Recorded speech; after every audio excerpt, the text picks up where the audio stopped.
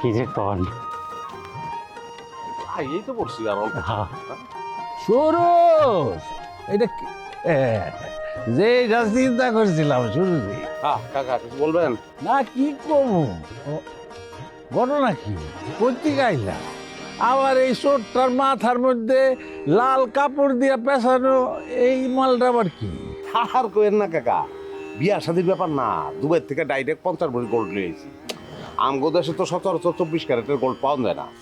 50 ভরি সোনা এটা তো খালি গোনার মাল, আরো তো আইতে আছে না। হ্যাঁ, আর মানুষে তো কয় আমি কমাই দিছি, তারপরে কয় 3 লাখ টাকা যোগ করতে। এইটা কেউ দেখে না। আমি যে আমার বউর সারা শরীর সোনায় মুড়াই দেবো, এটা কেউ দেখে না। এটা তো দেখতে হইব। আর বিয়াটা কার? সুরুজের বিয়া। কারণ সুরুজের বউর গায়ে থেকে যদি আলোর জলকানি না আসে, তাহলে এটা কেমন দেখায়? ভালো দেখায়? মানজার যে বিছাটা ওইটাই তো 10 ভরি। হাতেরটা আছে, পায়েরটা আছে, কারেন্টটা আছে। উনান কাকা আপনার কথা দিতে হবে।